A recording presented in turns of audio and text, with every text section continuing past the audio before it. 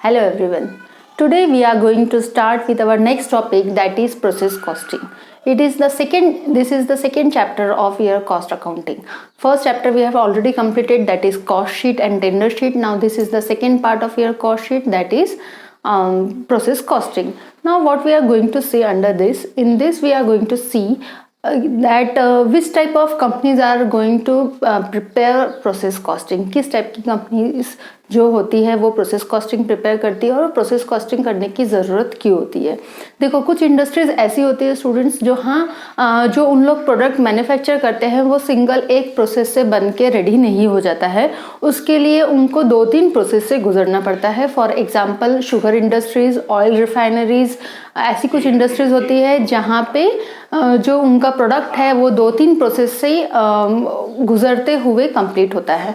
Right. तो इसी तरह से ऐसी शर्ट मेकिंग कंपनी और पैंट मैन्युफैक्चरिंग कंपनीज, ऐसी कंपनीज होती है जो क्या करती है, जो कि आपके जो प्रोसेस कॉस्टिंग है उसको यूज़ करती है. कैसे यूज़ करती है स्टूडेंट? जैसे आप जानते हो कि शर्ट एक स्टेप में तो बन के रेडी नहीं होगा.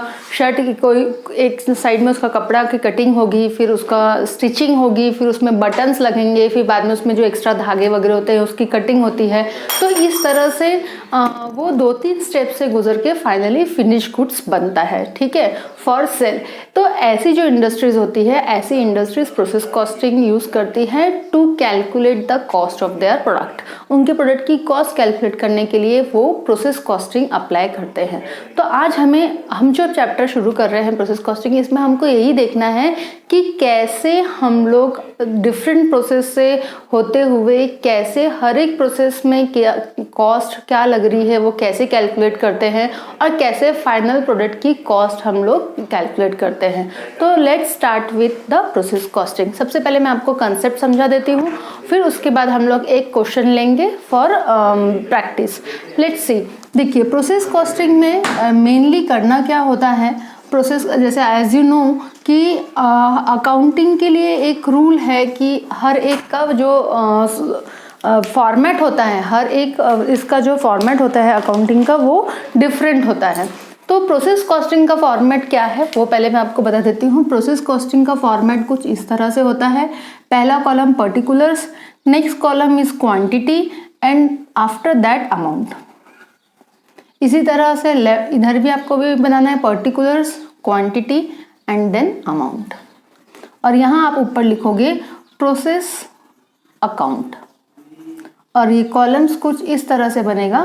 First column is particulars, then quantity, then amount, particulars, quantity and amount, like this. This is the format of your process costing account, right? अब ये प्रोसेस अकाउंटिंग में कैसे पोस्टिंग की जाती है. देखिए स्टूडेंट, यहाँ पे आपको कुछ एक्सपेंसेस की इंफॉर्मेशन दी रहेगी कि पर्टिकुलर जो प्रोसेस के लिए आप अकाउंट बना रहे हो उस प्रोसेस में आपको कितना एक्सपेंसेस लगा. ठीक है, तो वो प्रोसेस में आपको कुछ रॉ मटेरियल्स लगे होंगे. ऑब्वियसली आप प्रोडक्शन कर रहे हो तो रॉ मटेरियल तो लगना ही है. तो जो भी रॉ मटेरियल होगा वो आप डेबिट साइड में लिख दोगे. ठीक है. अब रॉ मटेरियल है तो नो डाउट उसमें विथ क्वांटिटी उन्होंने इंफॉर्मेशन दी होंगे. अगर क्वेश्चन में क्वांटिटी की इंफॉर्मेशन नहीं है तो ब्लैंक छोड़ दोगे. अदरवाइज अगर इंफॉर्मेशन गिवन है तो क्वांटिटी की कॉलम में क्वांटिटी लिखोगे और फिर उसकी जो भी अमाउंट है वो अमाउंट कॉलम में लिखोगे. रॉ मटेरियल के बाद जो नेक्स्ट इंपॉर्टेंट आइटम है जो इसमें आ सकता है वो है वेजेस. क्योंकि लेबर है, प्रोडक्शन कर रहे हो तो लेबर्स होंगे, वो प्रोडक्शन करेंगे. तो लेबर्स की आपको जो भी एक्सपेंसेस अमाउंट दी होगी वो आप अमाउंट कॉलम में लिखोगे.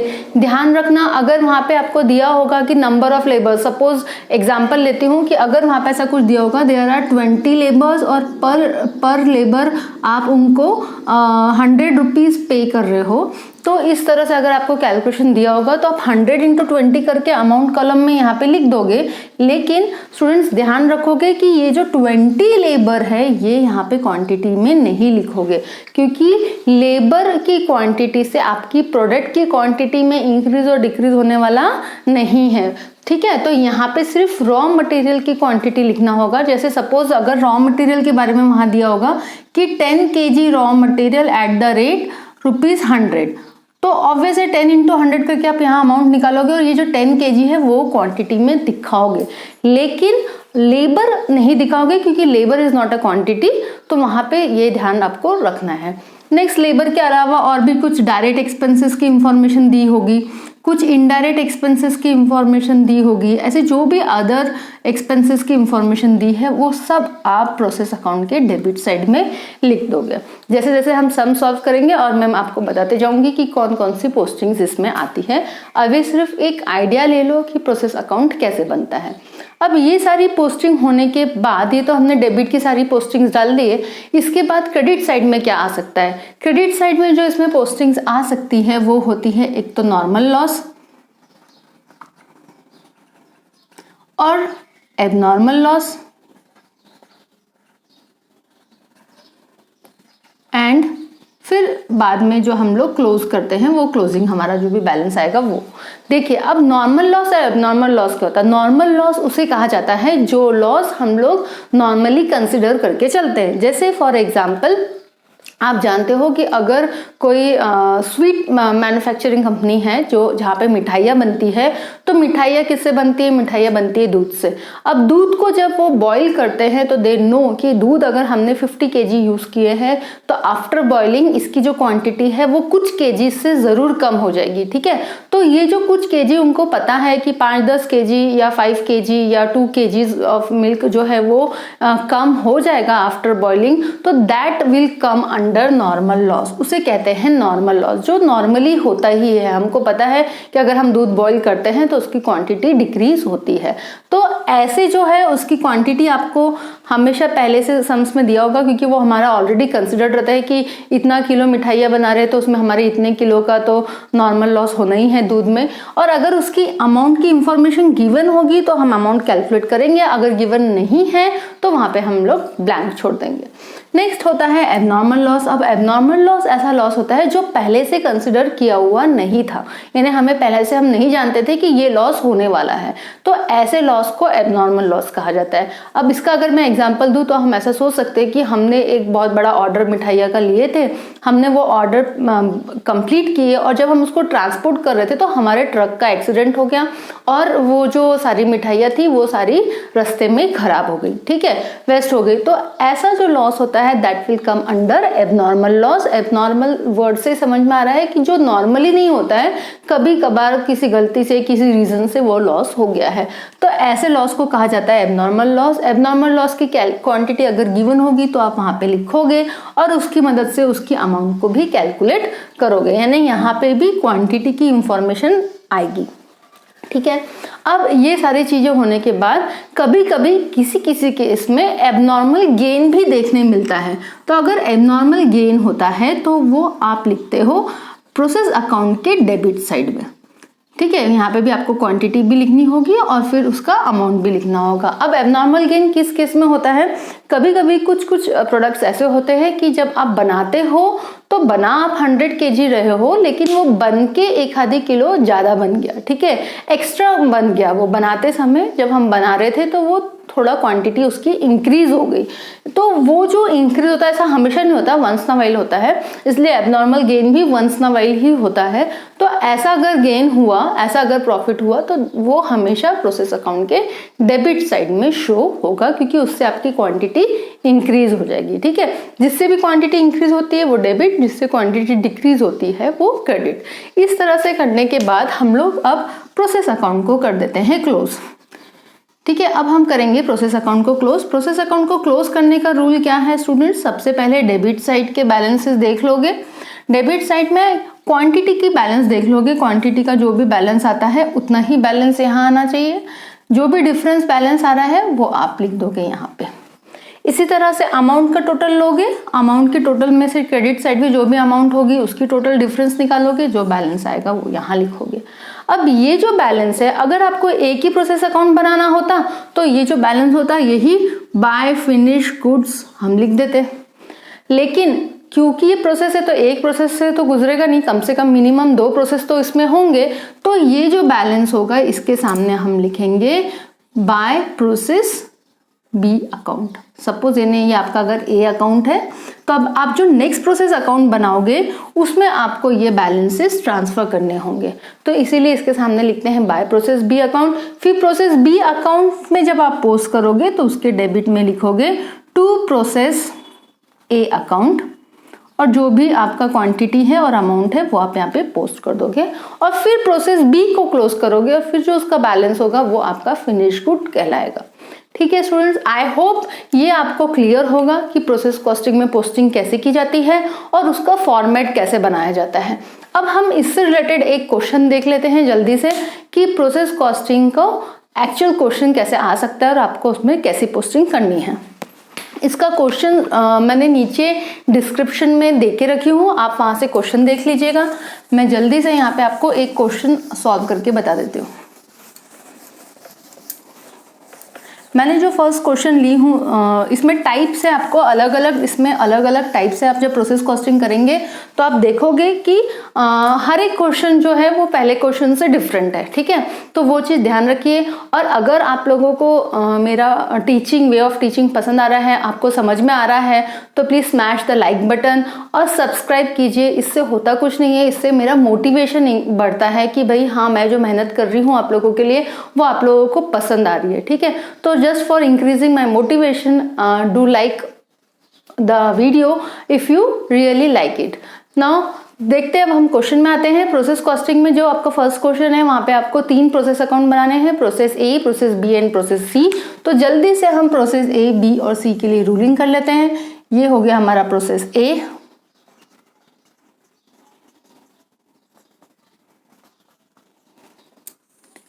ये हो गया process B and this is process C account. यहाँ पे थोड़ी सी जगह का कमी है तो मैं थोड़ा सा रफ में रूलिंग कर रही हूँ, आप लोग प्रॉपरली रूलिंग कीजिएगा।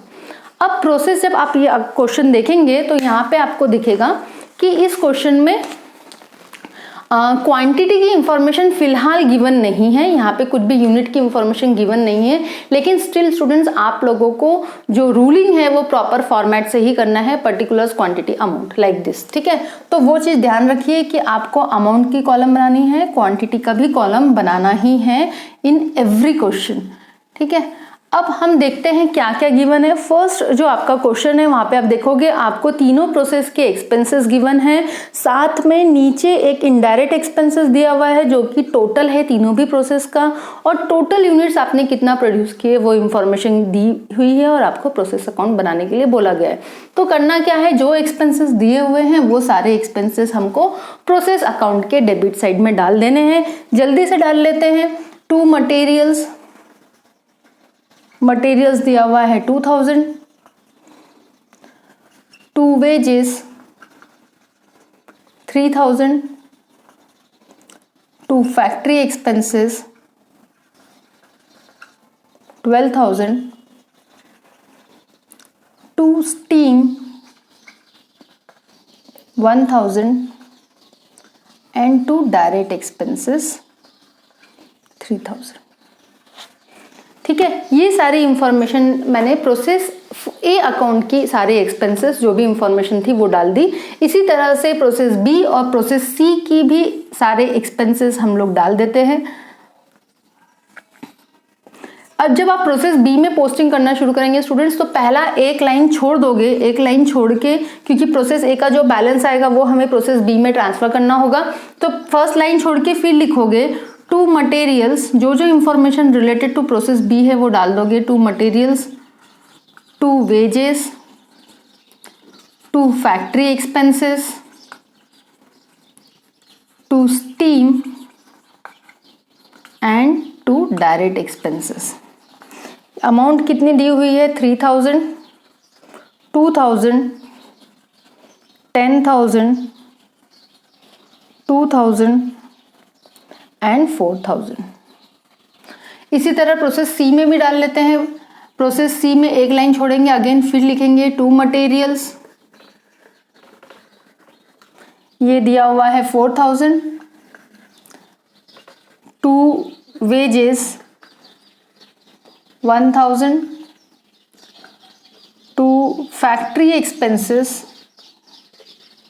15,000, to steam 1,000, to direct expenses 5,000। इस तरह से हमने जितनी भी एक्सपेंसेस आपको क्वेश्चन में गिवन था वो सारे एक्सपेंसेस हम लोग ने पोस्ट कर दिए, राइट। अब आपका काम क्या है, पैराग्राफ पढ़ोगे। नीचे क्वेश्चन में पैराग्राफ में दिया है इनडायरेक्ट एक्सपेंसेस है टोटल, कितना इनडायरेक्ट एक्सपेंसेस है 12,000, और उसको टोटल है वो प्रोसेस ए, बी और सी का। तो अब हमें उसे प्रोसेस ए, बी और सी में एलोकेट करना है, ठीक है। कैसे करोगे, उसके लिए सबसे पहले आप बनाओगे वर्किंग नोट, ठीक है। वर्किंग नोट में आपको इनडायरेक्ट एक्सपेंसेस दिया हुआ है 12,000। अब ये 12,000 को आपको डिवाइड करना है प्रोसेस ए में, बी में और सी में।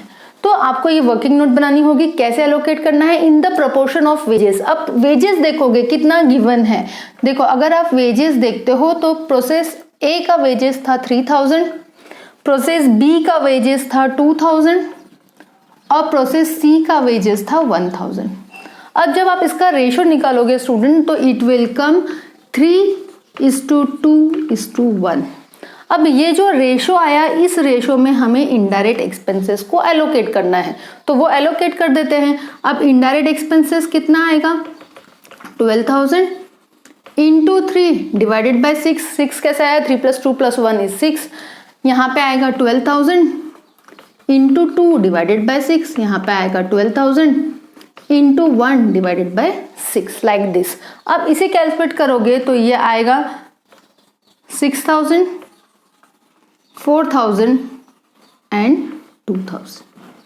ये आ गया हमारा इनडायरेक्ट एक्सपेंसेस। अब ये जो इनडायरेक्ट एक्सपेंसेस है, क्योंकि ये एक्सपेंस है तो अगेन हमें प्रोसेस अकाउंट के डेबिट साइड में पोस्ट करना होगा। तो प्रोसेस ए का प्रोसेस ए के डेबिट में लिखेंगे, टू इनडायरेक्ट एक्सपेंसेस 6,000, ब्रैकेट में दिखा दोगे वर्किंग नोट नंबर 1। ये वर्किंग नोट से आपका कैलकुलेशन आया, ये यहाँ पे दिखाना होगा। नेक्स्ट, टू इनडायरेक्ट एक्सपेंसेस कितना आया था इसका, 4,000। इसके सामने में लिख देते हैं हम वर्किंग नोट नंबर 1, और सी का लिख देते हैं यहाँ पे to indirect expenses 2,000, working note number 1। ये फर्स्ट वर्किंग नोट हमने बनाए थे और उससे हमारा इनडायरेक्ट एक्सपेंसेस हमने कैलकुलेशन करे, वो कैलकुलेशन आपको शो करना होगा। अब यहाँ पे हमारी गिवन इंफॉर्मेशन हमने सब पोस्ट कर दिए हैं। अब देखना है how to close the process account. तो कैसे क्लोज करोगे, सबसे पहले प्रोसेस ए को क्लोज करोगे। अब प्रोसेस ए में देखोगे तो यूनिट यानी क्वांटिटी कॉलम में तो कुछ भी नहीं है, तो फिलहाल वहां पे कुछ नहीं लिखना है। अमाउंट कॉलम की टोटल लोगे तो इट विल कम 6 + 4 10 22 25 27,000। इसका टोटल आ गया 27,000। यहाँ पे भी 27,000 आना चाहिए, बट यहाँ पे क्या है, यहाँ पे कुछ भी बैलेंस नहीं है, तो ये पूरा की पूरा 27,000 ही यहाँ का बैलेंस होगा। इसके सामने क्या लिखोगे, इसके सामने लिखोगे बाय प्रोसेस बी अकाउंट, क्योंकि इस प्रोसेस को आप क्या कर रहे हो, आप इस बैलेंस को आप प्रोसेस बी में ट्रांसफर कर रहे हो। तो इसके सामने लिखोगे, क्योंकि जो प्रोसेस ए का आउटपुट होता है, this is the output of process ए, जो प्रोसेस ए का आउटपुट होगा वही प्रोसेस बी का इनपुट होगा। तो प्रोसेस बी अकाउंट के डेबिट में लिखोगे टू प्रोसेस ए अकाउंट, कितना अमाउंट ट्रांसफर किए हमने, 27,000। अब इसी तरह से प्रोसेस बी को भी क्लोज करोगे। यूनिट कॉलम में कुछ भी नहीं है, ठीक है। अमाउंट कॉलम के हम टोटल ले लेते हैं, कितना आ रहा है, 27 + 3 = 30, 30 + 12 42, 42 + 2 44, 48 एंड 52। ये आ जाएगा 52,000। यहाँ पे भी 52,000 आना चाहिए इसमें। अब यहाँ पे आपका बैलेंस आ गया 52,000। अब ये 52,000 के सामने again this 52,000 will be transfer to the process C account. तो इसके सामने लिखोगे by process C account, by process C account. और ये जो प्रोसेस बी का आउटपुट है, this will be going to be the input of process C. तो यहाँ पे आप लिखोगे to process B account, B से आया है तो प्रोसेस बी से कितना अमाउंट आ गया है, 52,000 ये 52,000 हम यहाँ लिख देंगे। अब प्रोसेस सी को क्लोज करोगे, प्रोसेस सी को जब आप क्लोज करोगे तो ये आएगा 52 + 4 56, 57 एंड 3 60, 60 + 20 80,000, ये आ जाएगा आपका 80,000। अब ये जो 80,000 है this will be the final goods, ठीक है। अब यहाँ से हमें किसी और प्रोसेस में ट्रांसफर नहीं करना है, तो ये जो बैलेंस है this is the balance of finish goods, ये आपका फिनिश गुड्स आ गया 80,000, ठीक है। यहाँ पे आपका क्वेश्चन खत्म होता है, लेकिन वहाँ पे आपको यूनिट्स कितना प्रोड्यूस किए थे ये बता दिए थे, यानी ये जो फिनिश गुड है ये टोटल कितने यूनिट्स बने हैं 100 यूनिट्स, ठीक है। तो बहुत बार क्वेश्चन में आपको कॉस्ट पर यूनिट पूछा जाता है, तो मैं वो भी बता देती हूँ इसी क्वेश्चन में, हाउ टू कैलकुलेट। तो कॉस्ट पर यूनिट अगर आपको निकालना है तो आप निकालोगे कुछ इस तरह से, cost per unit is equals to 80,000 divided by 100, तो it will come 800। This 800 rupees is the cost per unit of your production, ठीक है। जो भी चीज आप प्रोड्यूस कर रहे हो उसका पर यूनिट कॉस्ट निकल गया। ये है स्टूडेंट्स प्रोसेस कॉस्टिंग। प्रोसेस ए का आउटपुट प्रोसेस बी का इनपुट होगा, प्रोसेस बी का आउटपुट प्रोसेस सी का इनपुट होगा, और प्रोसेस सी का जो आउटपुट होगा वो होगा आपका फिनिश गुड्स फॉर सेल। तो ये था हमारा प्रोसेस अकाउंट का फर्स्ट टाइप का क्वेश्चन। आई होप आपको सब कुछ क्लियर होगा। अगर किसी को कुछ डाउट होगा तो आप मुझे कमेंट करके पूछ सकते हो। अगर आपको आज का ये वीडियो अच्छा लगा होगा तो लाइक करो, सब्सक्राइब करो और अपने दोस्तों के साथ शेयर करना ना भूलो। नेक्स्ट वीडियो में मिलते हैं जहां हम लोग प्रोसेस का सेकेंड टाइप पढ़ेंगे। तब तक के लिए गुड बाय।